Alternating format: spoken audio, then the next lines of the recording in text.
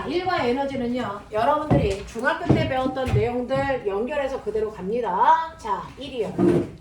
우리는요. 과학에서 얘기하는 일과 일상생활에서 얘기하는 일은 전혀 다른 일이다 라고 했습니다.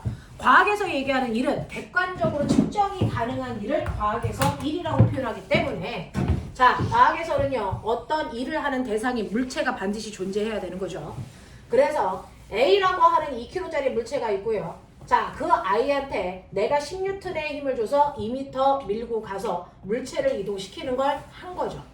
그래서 이런 식으로 과학에서 얘기하는 일이라는 건 반드시 물체에 힘을 주어서요. 힘준 방향으로 뭐 시켜야 된다? 이동시키는 행위를 우리는 일이라고 했다 이겁니다. 됐죠? 그래서 일을 하기 위해서 필요한 조건은 일단은 내 힘을 줘야 된다. 그래서 그리고 나서 힘을 준 그 방향으로 물체를 이동시켜야 일했다라고 표현할 수 있다. 이런 일입니다. 됐죠? 그러면 제가 일을 했으니 그 한 일의 양을 물리적으로 계산할 수 있어야죠. 자, 이 한 일의 양은요. 너네가 물체를 미는데 준 힘에다가 그 힘으로 밀고 간 거리의 곱이다 라고 얘기했어요. 그러니 이 물체에 내가 10N의 힘을 줘서 물체를 2m 밀고 갔습니다. 그렇다면 내가 한 일 얼마입니까? 당연히 20줄의 일을 했습니다. 이렇게 표현하는 거죠. 되겠습니까? 네. 그래서 우리는 일은 이렇게 구할 수 있다? 중학교 3학년 때 배웠네요. 자, 근데 이러한 일에도 종류가 있어요. 중학교 때 배운 것처럼 마찰이 한 일, 중력이 한 일 이따 게 아니고요. 사람이 10N의 힘을 줘서 물체가 가고 있는 동안 물체와 바닥 사이에 뭐가 작용하냐면 운동을 방해하는 마찰력이라는 힘이 4N 작용하고요. 됐죠? 그리고 얘는 지구가 잡아당기는 중력이라는 20N의 힘도 받고 있습니다. 됐죠? 자, 이 상태에서 물체가 일을 했어요. 자, 그렇다면 그 중에서 첫 번째 사람이 준 힘이 한 일이 얼마냐고 물어봐야 이렇게 계산합니다. 되겠어? 그러면 두 번째 이 중에서 어떤 힘이요? 마찰이 한 일이 얼마니? 이렇게 물어볼게요. 마찰이 한 일은 얼마입니까? 불러. 4N. 네, 4N의 힘으로 몇 미터 밀고 왔어요? 10m. 야, 아니 2m. 죽여버려. 2m 밀고 갔죠? 그래서 마찰이 한 일 얼마입니까? 8. 8줄이라고 쓰는 순간 틀렸습니다. 왜일까요? 라고 하는 것부터 이제 다시 잡죠. 한 일 중에는요. 물체에 힘을 줘서 그 힘준 방향으로 물체가 이동하냐 아니면 힘과 반대 방향으로 물체가 이동하냐 입니다. 자, 물체가 움직이는데 힘은요. 물체가 움직이는 것과 같은 방향으로 힘을 줬기 때문에 플러스의 힘을 준 거고요. 그래서 힘이 한 일은 플러스의 일입니다. 근데 마찰은 물체의 운동 방향과 반대 방향으로 작용한 힘이니까 마이너스의 힘을 준 거고 마이너스의 일을 한 겁니다. 됐어. 그래서 일 중에서는 플러스의 일과 마이너스의 일이 있다. 됐어. 그러면 세 번째 중력이 한 일은 얼마입니까? 얘기해. 중력 얼마 적용했지? 20N의 힘 적용했지? 그 힘으로 이동시킨 거리 얼마니? 2m. 아니요. 0입니다. 아. 중력이라는 힘 방향으로 물체가 움직인 거리가 하나도 없다고요. 그러니까 중력의 한 일 얼마입니까? 0줄이야 라고 합니다. 됐어? 자, 그러면 합력이 한 일, 다시 말해서 알짜임이 한 일은 얼마입니까? 이렇게 얘기하죠. 알짜임이 한 일은 얼마입니까? 라고 하는데 중력이 작용하면 중력이 바닥을 누르는 만큼 바닥의 물체를 똑같이 밀어 올리는 수직항력이라는 게 생겨요. 20N. 그래서 아래로 작용하는 중력은 수직항력 때문에 상쇄되는 힘이야. 그러면 알짜 힘은 오른쪽으로 미는 10N과 반대쪽으로 작용하는 4N 사이에 알짜 힘을 구해야죠. 몇 뉴턴? 몇 뉴턴? 몇 뉴턴입니까? 사람은 10N의 힘으로 밀었고 마찰력은 4N이 작용했네. 알짜 힘 얼마? 6N입니다. 됐죠?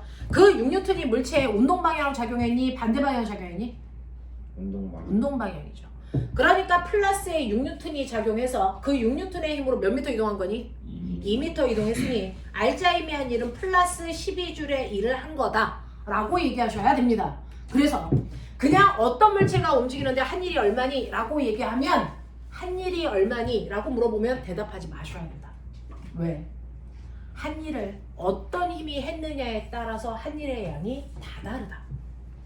그러니 정확하게 어떤 힘이 한 일인지를 다시 봐야 된다. 알겠습니까? 힘이 한 일이라면 20으로 답하셔야 되고요. 마찰이 한 일이라면 마이너스 8이라고 대답하셔야 되고요. 알자힘이 한 일이라면 플러스 10이라고 대답하셔야 정답이다. 알겠습니까? 그러니까 힘이 중요하다. 어떤 힘을 이용해서 한 일을 물어봤느냐에 따라서 정확하게 구할 수 있어야 된다. 이해되겠죠? 되겠죠? 네. 자, 그래서 힘의 종류에 따라서 한 일을 각각 구할 수 있어야 된다. 이게 바로 일의 종류다. 그러면 이러한 일을 내가 했어요. 그러면 물리에서 제일 좋아하는 거 어떤 행위를 하고 나서 그 행위를 나타내는 그래프 그리죠. 됐죠? 자, 한 일의 양을 나타내는 일 그래프를 그려주세요. 라고 얘기합니다. 됐죠? 자, 이런 양을 나타내는 그래프를 그리라 그러면서 요거 그릴게요. 힘이 한 일.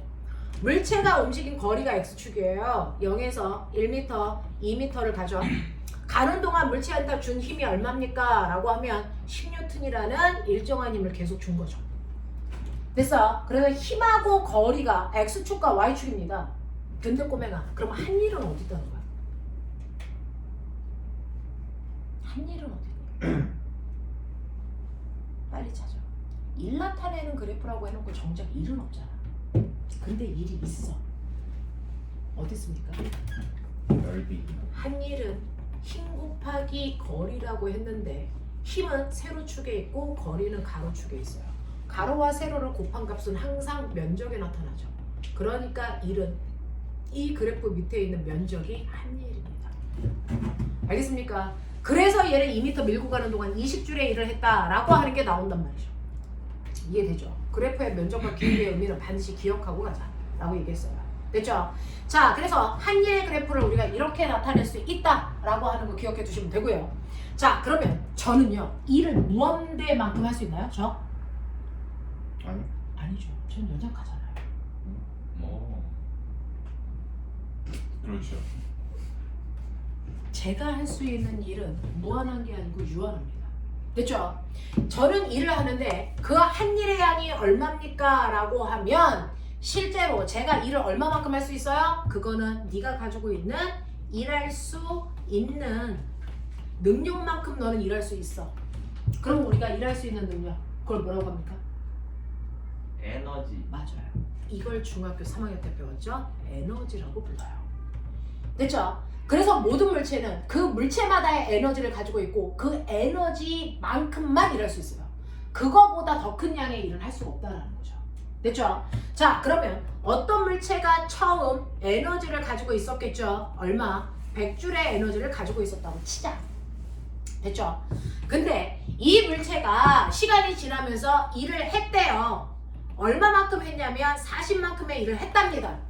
그러면 일을 한 후에 나중 에너지는 얼마입니까? 얼마가 될까요? 60입니다. 그러면 에너지는요, 일을 일로 못했다는 겁니까? 전환됐다는 거예요. 40만큼이. 그래서 남은 에너지가 60밖에 안 된다는 거죠. 그러니까 이걸 수식으로 쓰면 처음 에너지 100에서 내가 일한 만큼에 해당되는 40을 빼면 그게 나의 나중 에너지가 된다. 이런 얘기죠. 되겠어? 그러면 요번에는 저의 처음 에너지는 60으로 바뀌었네요. 자, 근데 요번엔 일을 한 게 아니고 일을 받았습니다. 얼마만큼 일을 받았어요? 20만큼 받았어요. 그럼 저의 나중 에너지 얼마 됩니까? 80. 요번에는 80됩니다. 됐어. 받은 일은 정확하게 에너지로 전환됩니다. 그래서 일과 에너지는 서로 전환될 수 있는 관계를 가지고 있어요. 되겠습니까? 일을 받으면 받은 만큼 에너지가 늘고요. 일을 하면 한 만큼 에너지를 줍니다. 알겠어? 그러면 이걸 수식으로 다시 쓰면 일을 받았다라는 건 60에다가 에너지 20이 더해져서 에너지가 80이 됐다라는 얘기죠. 되겠죠? 그러면 이제 저의 처음 에너지는 얼마가 됐냐면 처음 에너지는 80이 됐어요. 근데 제가 중간에 일을 한 양도 얼마고 0이고 일을 받은 것도 얼마냐면 0입니다. 그러면 저의 나중 에너지 얼마입니까? 그대로 80입니다. 중간에 일을 하지도 받지도 않으면 에너지는 변할 수 없다는 겁니다.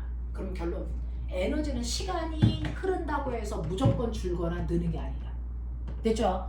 에너지는 반드시 일을 한 만큼만 줄고 일을 받은 만큼만 는다. 시간하고 상관없다. 근데 일을 하지도 받지도 않으면 에너지의 값은 그대로 유지돼야 된다. 알겠습니까? 이 얘기라고요. 근데 저 궁금한 게 있어요. 아무리 물리 문제를 읽어봐도요. 일을 했다라는 표현이 없어요. 일을 받았다라는 표현이 없단 말이죠.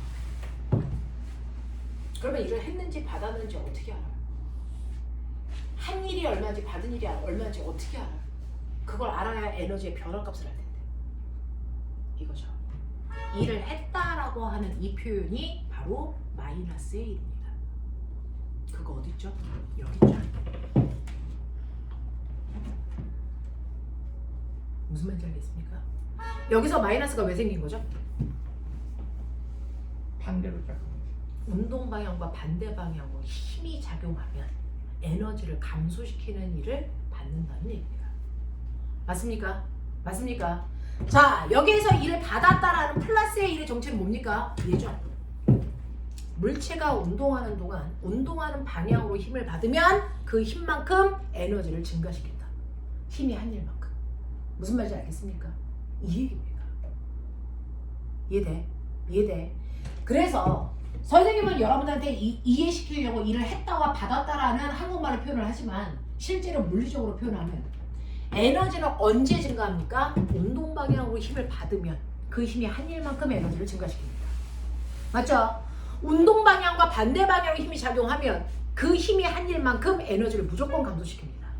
근데 물체가 운동하는 동안 어떤 힘을 받지도 않아요. 그러면 아무리 운동해도 에너지는 변할 수 있다 없다? 없다라는 얘기입니다. 무슨 말인지 알겠습니까? 그래서 실제로 에너지가 변하는 건 운동하는 동안 힘 받았기 때문이다. 그 힘이 운동 방향으로 작용하면 에너지는 증가해야 되고요. 운동 방향과 반대 방향으로 힘이 작용하면 그만큼 에너지를 감소시키고요. 어떤 힘도 받지 않으면 에너지는 변할 수 없다라는 겁니다. 이해하겠습니까? 이 얘기예요. 이 얘기예요. 되겠죠? 되겠죠? 자, 그러면 여러분들이 맨날 궁금한 거. 그럼 선생님, 결과적으로는 얘는 10N이라는 사람이 주는 힘과 4N이라는 마찰이라는 걸 동시에 받아서 2m 갔어요. 그 중에서 힘은요, 물체를 A에서 A-까지 이동시키는 동안 내가 준 힘은 에너지를 20만큼 증가시키려고 했어요. 근데 마찰은 에너지를 8만큼 감소시키는 일을 해준 거잖아요. 그럼 결과적으로 A에 있던 물체가 A-로 가면서 에너지는 얼마 바뀌었을까요? 이겁니다.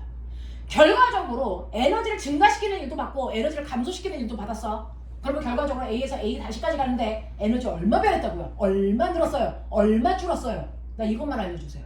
늘 맨날 그러잖아. 답만 알려주세요. A에서 A-로 가면서 에너지는 어떻게 바뀌었습니까? 그거 뭐 보면 알 수 있을까요? 뭐 보면 알 수 있습니까?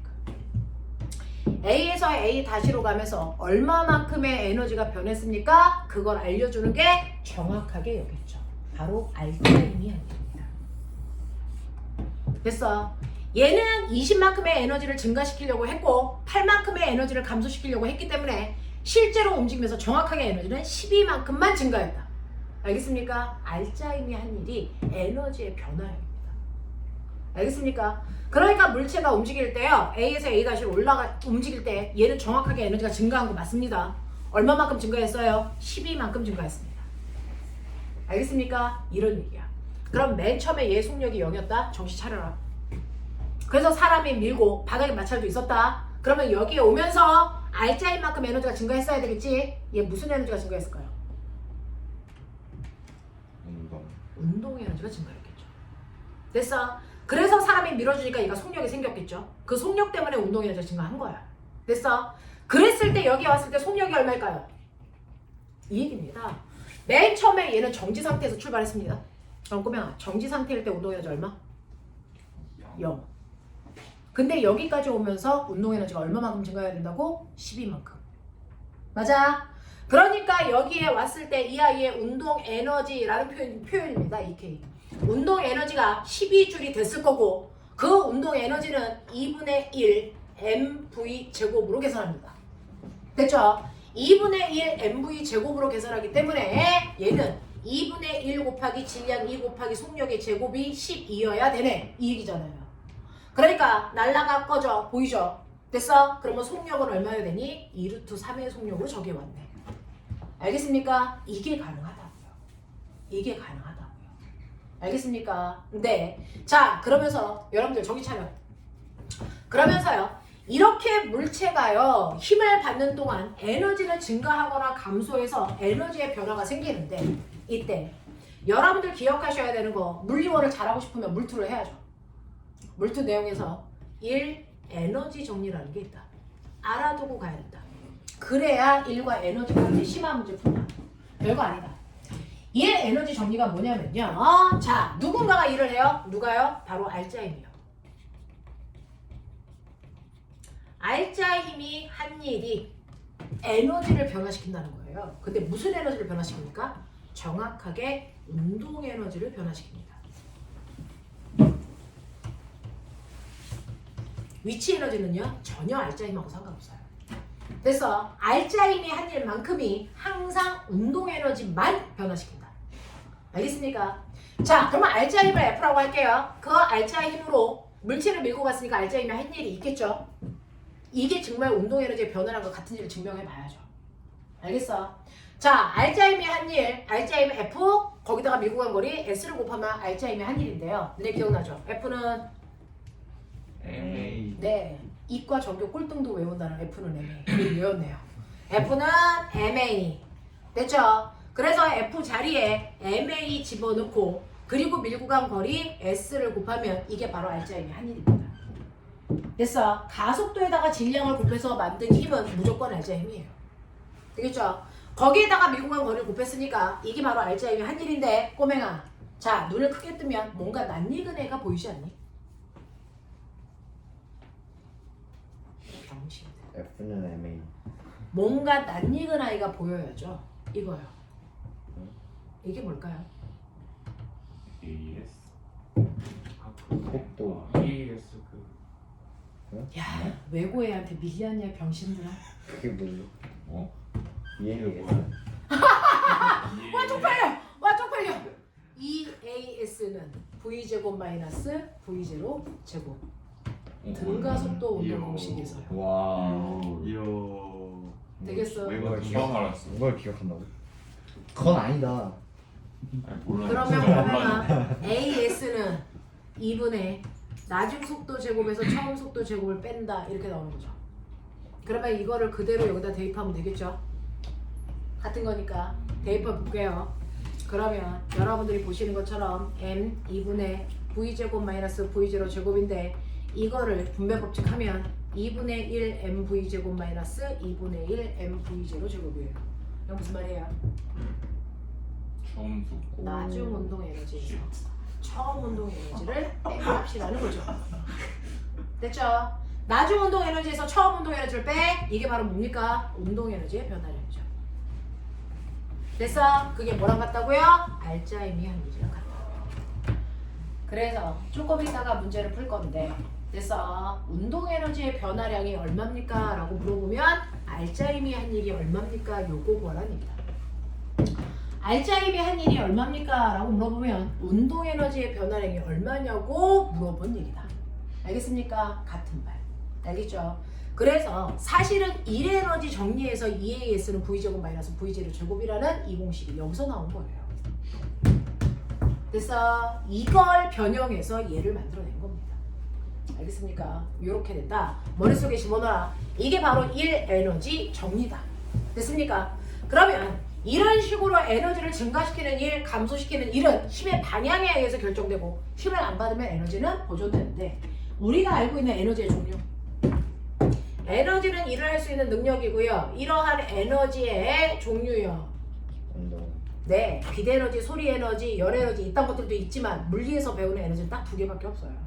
됐죠? 움직이는 물체가 갖는 에너지 무슨 에너지? 운동 에너지. 기준면보다 높은 곳에 있는 물체가 갖는 에너지 무슨 에너지? 위치 에너지를 고등학교 때 무슨 에너지라고 합니까? 포텐셜 에너지. 됐어요? 위치 에너지예요. 됐죠? 그래서 위치 에너지 이 두 개의 에너지밖에 우리는 고3 때밖에 안 배웁니다. 고3 때까지는 여기만 배우면 돼요. 됐죠? 그러면 움직이는 물체가 갖는 운동 에너지 어떻게 구한다고요? 불러. 2분의 1 네, 2분의 1 M M V 제곱이죠. 그러면 이때 M은 당연히 뭐겠습니까? 움직이는 물체의 질량에다가 V가 뭡니까? 속, 속력입니다. 에너지는 방향이 없는 값입니다. 그래서 에너지는 방향을 가지고 있지 않기 때문에 꼬맹아, 건물 위에서 물체를 2m/s의 속력으로 위로 던져요. 수평으로 던져요. 아래로 던져요. 이때 누구의 운동 에너지가 큽니까? 다 똑같습니다. 왜? 운동 에너지는 방향이 없어서. 무슨 말인지 알겠습니까? 모든 에너지는 방향이 없습니다. 그래서 던지는 방향 중요하지 않습니다. 크기가 중요한 거죠. 알겠습니까? 이렇게 된다. 자, 그래서 움직이는 물체가 갖는 에너지, 운동 에너지 2분의 1 mv 제곱. 그러니 바닥에 2kg짜리 물체가 있는데 얘가 2의 빠르기로 갑니다. 얘 당연히 움직이고 있으니까 운동 에너지 있겠죠. 얼마만큼의 운동 에너지 있습니까? 2분의 1 곱하기 2kg 곱하기 속력의 제곱이니까 4m 제곱 세클 제곱. 숫자는 숫자끼리, 단위는 단위끼리 계산하면 4kg 미터 제곱 세클 제곱이라는 게 1단위입니다. 근데 이 단위가 너무 복잡하니까 과학자 이름으로 바꿔서 이걸 뭐라고 쓴 것뿐이다? 4조로 쓴 것뿐이다. 알겠습니까? 이렇게 된 거예요. 됐어. 움직이는 물체가 갖는 에너지, 운동 에너지. 알겠습니까? 근데 자, 그런가 하면 기준면보다 높은 곳에 있는 물체가 갖는 에너지, 무슨 에너지? 위치 에너지. 되겠습니까? 자, 근데 너네는 나이를 먹었잖아요. 위치 에너지의 종류를 말씀드릴게요. 됐죠? 위치 에너지는요, 중력이 만든 중력 위치 에너지라는 게 있고요. 용수철이 만들어 탄성 위치 에너지라는 게 있다. 오늘 초등학교 6학년 애들한테 설명한 거다. 그리고 여러분들이 물투를 선택하지 않겠지만 전기가 만드는 전기 위치 에너지도 있죠. 그래서 위치 에너지는 이렇게 딱 세 가지가 있습니다. 그 중에서요, 여러분들이 중력이 만든 중력 위치 에너지요. 됐어요? 네. 바닥에 물체가 있었어요. 2kg짜리 물체가. 저는 얘를 들어 올립니다. 2m만큼. 그러면 당연히 기준면으로부터 2m 올라가면 위치 에너지가 생기죠. 왜요? 작용하는 힘과 반대 방향으로 물체를 이동시키면 위치 에너지가 생기는 거죠. 됐어? 그러면 이 물체를 들어 올리기 위해서 필요한 최소한의 힘? 얼마? 얘를 들어 올리기 위해서 필요한 최소한의 힘 얼마? 20. 당연히 무게만큼 힘이 필요하죠. 됐어? 그 힘으로 물체를 이동시킨 거리 얼마? h. 그래서 위치 에너지 구하는 식이 mgh. 힘 곱하기 거리. 알겠습니까? 이 얘기예요. 그래서 위치 에너지 구하는 식이 mgh다. 그러니까 얘는 이 높이에서 갖는 위치 에너지가요, 2 곱하기 중력 가속도 곱하기 높이 2. 그래서 얼마? 40줄의 위치 에너지 가지고 있어요. 이렇게 얘기하셔야죠. 이해합니까? 이게 중력 포텐셜 에너지야. 이해하죠? 자, 그러면 머리 있는 척해. 제발 이제 써라, 머리 좀. 됐죠? 탄성 포텐셜 에너지는 조금 이따 하고, 중력 포텐셜 에너지를 보면 마찰이 없는 오메가. 이게 뭐게? 죽여. 롤러코스터. 그렇지. 딱 그렇게 그렸어. 야. 엄청 자세히 그린 거야. 롤러코스터. 자, 물체와 바닥 사이에 마찰 없어? 2kg짜리야. 자, 이 물체가 A 위치에 있어요. 높이는 20m. B 위치 기준면으로부터 10m. C 위치 기준면으로부터 16m. D 위치 기준면으로부터 4m. 여기에 있단 말이죠. 마찰이 없는 공간이니까 얘를 살짝만 통쳐도 얘는 후 이렇게 움직여요. 납득합니까? 오케이. 자, 그랬을 때 우리가 알고 있어요. A점에 있을 때 이 물체의 운동 에너지와 위치 에너지를 더하면 역학적 에너지가 된다. 이거 설명할 필요 있는 사람? 중3으로 보내버린다, 이 새끼들. 그래도 그건 알아. 됐어. 자, A의 위치 에너지가 얼마니? 위치 에너지 먼저 구하자. 위치 에너지 얼마입니까? A에 있을 때 위치 에너지 기준면은 지면입니다. 얼마입니까? mg 20. 맞아? 맞아? 오케이. 자, 그 다음에 운동 에너지는 얼마입니까? A에서 가만히 있었으니까 운동 에너지는 처음에 0. 알겠어? 그러면 A에 있을 때 위치 역학적 에너지 얼마입니까? mg 20. 맞냐? 근데 바닥과의 마찰이 없기 때문에 얘는 됐어. B, C, D 어디를 지나도 역학적 에너지는 그대로 mg20을 갖죠. 이해하니? 자, 근데 여러분들이 보시는 것처럼 B에 왔어요. 위치 에너지 얼마입니까? 불러. 이씨. mg 얼마? 10입니다. 그럼 머리 있는 척해. 운동 에너지 얼마가 있을까? mg10이어야죠. 그래야 합해서 역학적 에너지가 20이 되겠죠.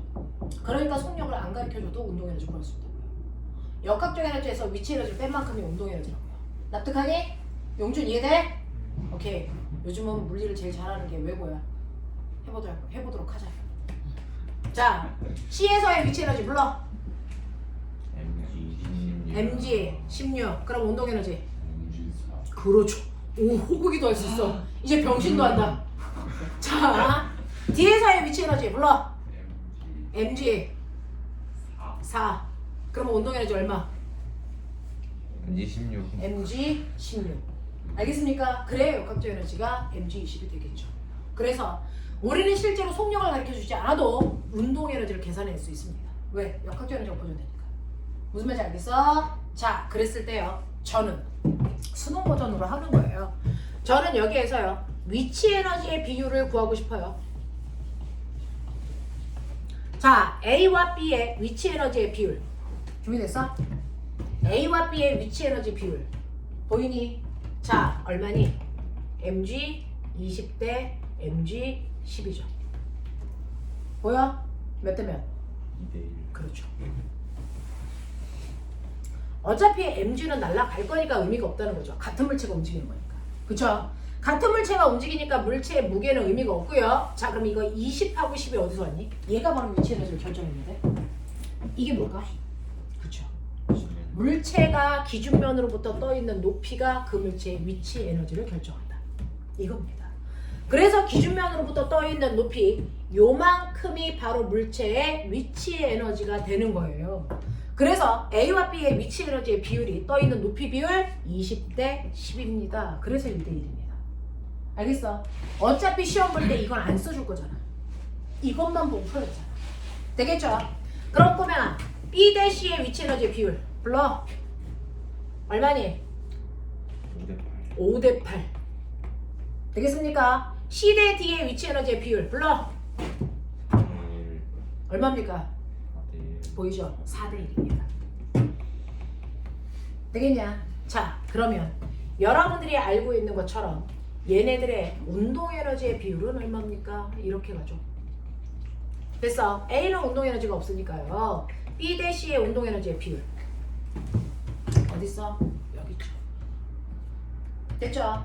B 대 C의 운동 에너지 비율이 얼마입니까? 그러면 mg 10대 mg 4입니다. mg는 날아갈 거니까 몇 대면? 5대 2예요. 이렇게 하겠죠. 그러면 이 중에서 5대 2가 중요한 게 아니고 이 숫자가 어디서 왔냐가 중요한 거죠. 어디서 왔니? 빨리 찾아.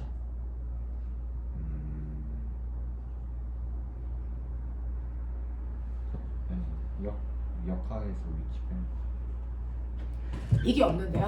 이 그림만 볼 건데요. 저거 어디 있을까요? 이제 수능 문제를 풀어야 하는데 이 지랄을 한다. 어디 있을까요? 속력이 0인 순간을 최고 높이로 봅니다. 거기로부터 낙하하는 동안 위치 에너지가 운동 에너지로 바뀐 거죠. 낙하 거리가 운동 에너지가 된 겁니다. 자, 얘는 몇 미터 낙하했니? 10m. 그래서 10. 되겠습니까? 얘는 몇 미터 낙하했습니까? 4m 낙하했죠. 됐어? 그래서 여기 4. 보이냐? 이게 바로 운동 에너지를 만들어요. 그래서 속력이 0인 곳으로부터 낙하한 거리, 요 거리가 바로 운동 에너지가 됩니다. 그러면 운동 에너지와 위치 에너지를 더해보세요. 운동 에너지와 위치 에너지를 더해보세요. 역학적 에너지 나오죠. 운동 에너지와 위치 에너지 더해보세요. 역학적 에너지 되죠. 맞아요. 운동 에너지와 위치 에너지 더해보세요. 역학적 에너지 되죠. 보존되잖아요. 무슨 말인지 알겠어? 이 얘기 하고 있는 거야.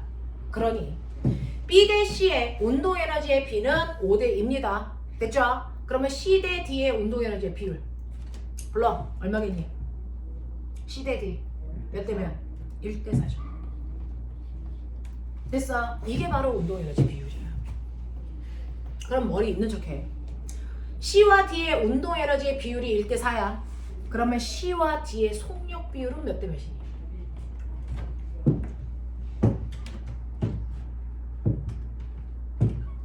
1대 1대 16 지랄을 한다.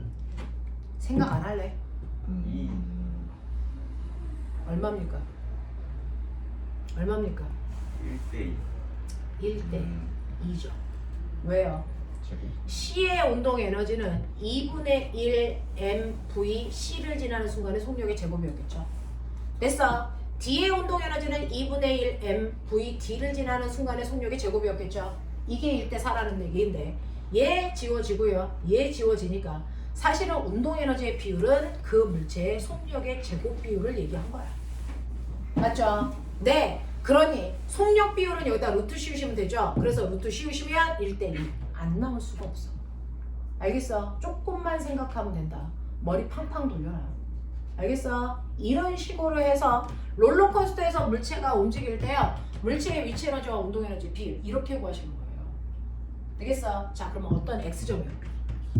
X점에서 위치 에너지와 운동 에너지의 비율이 얼마냐면요. 1대 3이래요. 기준면으로부터 얼마 높이에 있다는 거야? 제가 이렇게 훅 지나가는데 어느 지점이 X야? 여기가 X인가 봐. 기준면으로부터 높이 얼마라는 얘기야? 5m? 네. 흐구기도 한다 이 새끼들아. 이야 선생님 뭐라 그랬어요? 위치 에너지와 운동 에너지를 합하면 역학적 에너지죠. 위치 에너지와 운동 에너지를 합하면 역학적 에너지죠. 됐어. 위치 에너지가 1, 운동 에너지가 3. 그럼 전체 합쳐서 4라고 하는 20m가 돼야 돼. 알겠냐? 그러니까 1당 얼마? 5m를 얘기하죠. 그래서 얘 5m, 낙하한 거리 15m. 알겠습니까? 이게 돼야지. 나이를 먹었는데. 알겠어? 이런 식으로 해서 위치 에너지와 운동 에너지의 비율을 보시면 되고요. 자, 그 다음에 우리 앞에서요. 자유낙하 했었어. 물체가 이렇게 됐어. 20m 높이에서 자유낙하 시킬 거야. 머리 돌아갔냐? 몇 초 걸리냐? 어? 이제만 해줘 어? 2초 20m 낙하했어. 몇 초 걸리겠니? 2초 라고 하는데 자유낙하할 때 낙하한 거리요. S는 V0t 플러스 2분의 1 AT 제곱 기억나니? 근데 자유낙하니까 초속도가 0이죠. 이거 없어지죠. 그래서 낙하한 거리 H는 낙하한 거리는 주로 H로 나타내요. 낙하한 거리는 2분의 1 곱하기 중력가속도 곱하기 시간의 제곱 이거거든요. 납탱이들아. 그래서 T는 뭡니까? 루트 G분의 2H야 이렇게 구하라고 이 새끼들아. 됐어. 중력가속도 10에다가 2 곱하기 높이 20이니까 날라가 꺼져 보이지? 2초 만에 떨어져. 납득이 되냐? 그러라고 외운 게 등가속도 공식이야. 2초 만에 떨어져요. 그러면 2초 만에 떨어지니까 바닥에 닿을 때 속력이 얼마일까? 중력가속도 얼마라고? 10이면 중력가속도의 뜻이 뭐라고? 1초당 속도가 10씩 증가해가죠. 됐죠? 손을 놓고 나서 1초 지났어요. 속력 얼마 됩니까? 10. 또 1초 지나서 2초가 됐습니까? 속력 얼마입니까? 20이죠. 자, 이걸 이렇게 구하지 말고 다른 방법으로 구해봐. 여기 바닥에서의 속력이 20이라는 걸 구해봐. 됐어? 다른 방법 뭘로 구할 수 있어요? 바로 이거죠. 2kg짜리 물체가요. 기준면으로부터 20m 높이에 있다. 손을 놓는다. 자, 그러면 이 물체가 갖는 무슨 에너지가? 위치 에너지가 무슨 에너지로 전환되니? 운동 에너지로 전환되죠. 그래서 최고 높이에서 물체가 갖는 위치 에너지가 바닥에서의 무슨 에너지와 같다? 운동 에너지와 뭐하다? 같다. 이렇게 된 거죠. 됐죠? 그러면 최고점에서의 위치 에너지는 바닥에서의 운동 에너지랑 같을 텐데 이때 속력이 얼마인지 궁금하니까 우리는 속력을 구하면 됐죠? 자, V는 얼마 나오니? 루트 2G H 이렇게 구하시면 속력이 나와요. 됐어. 자, 루트 2 곱하기 중력 가속도 곱하기 낙하한 높이 되겠니? 그래서 바닥에 닿을 때 속력 얼마? 20 같이 나와요. 됐어. 위치에는 에너지 전환으로 풀던 자율학화로 풀던 됐어. 답은 같게 나온다. 이해돼? 이해돼? 하겠냐? 하겠어? 자, 이런 식으로 여러분들이 가지고 있는 역학적 에너지라는 게 이런 것들을 얘기하고요. 자, 하나만 요것만 하고 잠깐만 끌어드릴게요. 자, 보시면요, 역학적 에너지가 보존되기 위한 조건. 역학적 에너지 보존된다며 항상? 아니죠. 마찰이 역학적 에너지가 보존되기 위해서는요, 마찰이나 공기 저항 같은 게 작용하지 않아야 되죠. 근데 중력은 작용해도 돼? 중력은 작용해도 돼? 돼요. 중력이라는 힘은 작용해도 역학적 에너지 보존되잖아.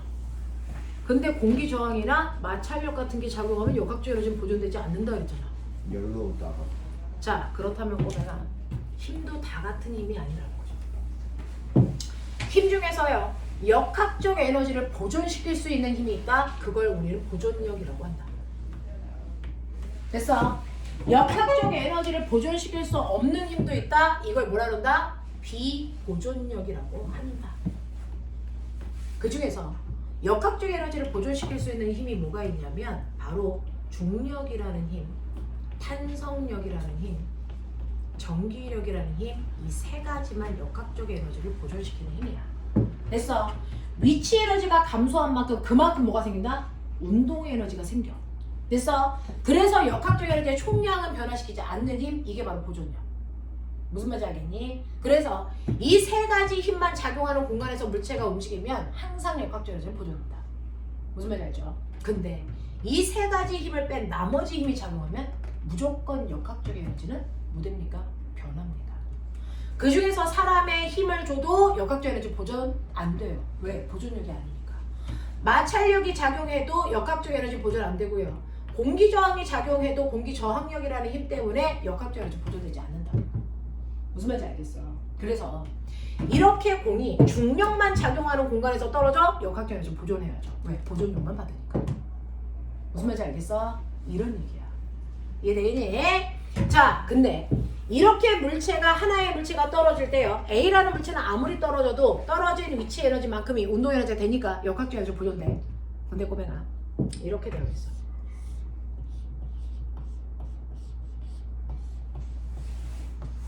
바닷가에 마찰이 없는 곳에 2kg짜리 A, 와, 됐죠? 그 다음에 몇 킬로로 할까? 잘 선택해. 얼마? 5kg 3kg로 가죠. 3kg짜리 B가 있어요. 됐죠? 자, 얘가 떨어집니다. 자, 내가 B를 엉덩이를 받치고 있다가 손을 살짝 치워요. 그럼 어떤 일이 발생할까? 어떤 일이 발생하니? B는 내려가, A는 끌려가. 맞습니까? 이렇게 운동하겠죠. 자, 그랬을 때 역학적 에너지가 보존되는지 보죠. 얘는 무슨 힘만 받아요? 중력 그러면 역학적 에너지 보존돼야 되니 안 돼야 되니? 돼야 돼. 돼야 됩니다. 보존력만 받으니까. 이해하죠?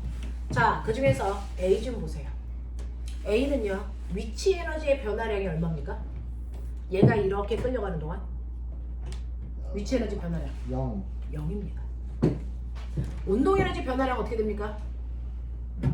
끌려갈수록 속도가 점점 뭐해질까? 빨라지겠죠? 운동 에너지 뭐합니까? 증가합니다. 이해하니? 그러면 얘의 역학적 에너지는 어떻게 되니? 뭐한 거니? 증가한 거죠. 역학적 에너지 보존되니? 보존돼 이 새끼야. 왜요? 오케이. 이렇게요. 하나가 아니고 두 개의 물체가 연결되어 있죠. 됐어. 오케이. 하나의 물체가 아니고 두 개의 물체가 연결되어 있을 땐 두 개의 물질을 합한 전체 역학적 에너지가 보존된다고요.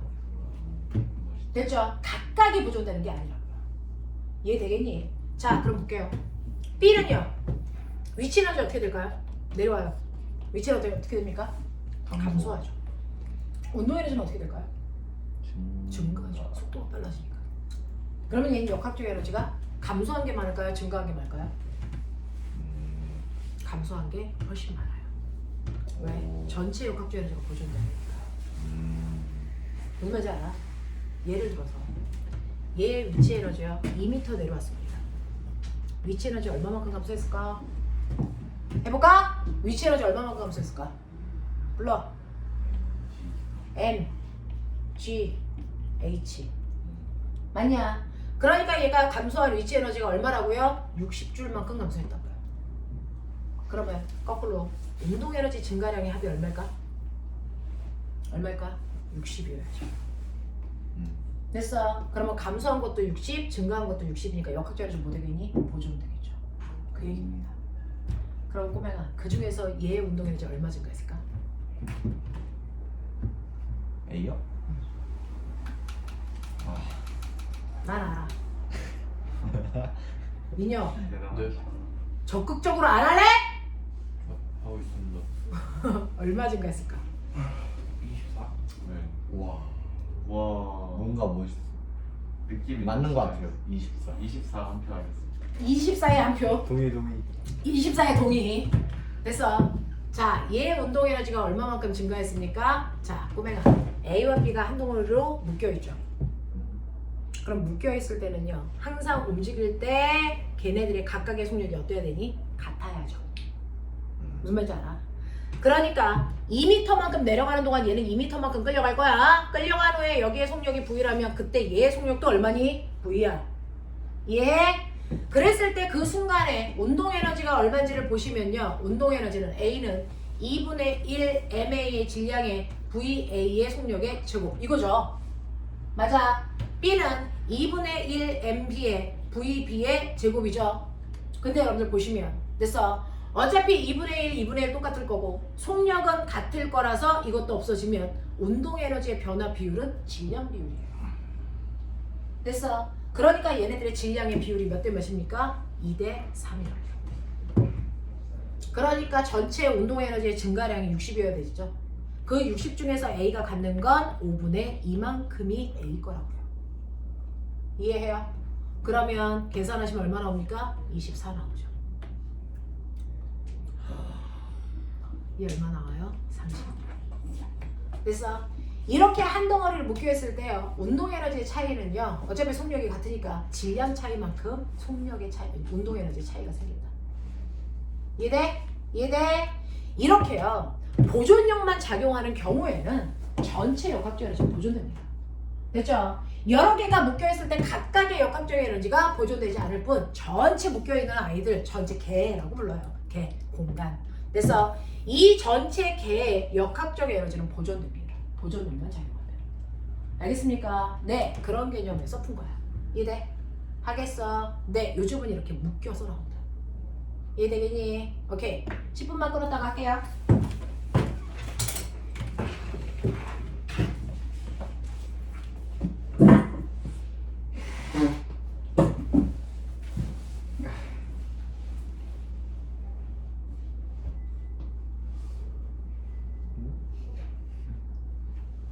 종원이 올 거래. 누구? 동아리요, 동아리. 이 새끼들 또 야동 동아리 만들지. 저 수학 동아리 부기장입니다. 이야. 수학 동아리야? 너 수비에 어디야? 나 FM 가장 좋은데. FM에서 너 어딘데? 뭐 몬토리가 꼴찌인데? 맞아. 왜 인정하는데? 내가 원해서 들어간 게 아니야 거기. 그래? 야, 좋은 동아리, 꼴찌인 동아리 기준이 뭔데? 하는 거요. 응? 하는 활동? 하는 활동. 아, 뭐 꼴찌라 하기 그래요. 쟤는 약간 무슨 연합이거든. 인기가 제일 없어요.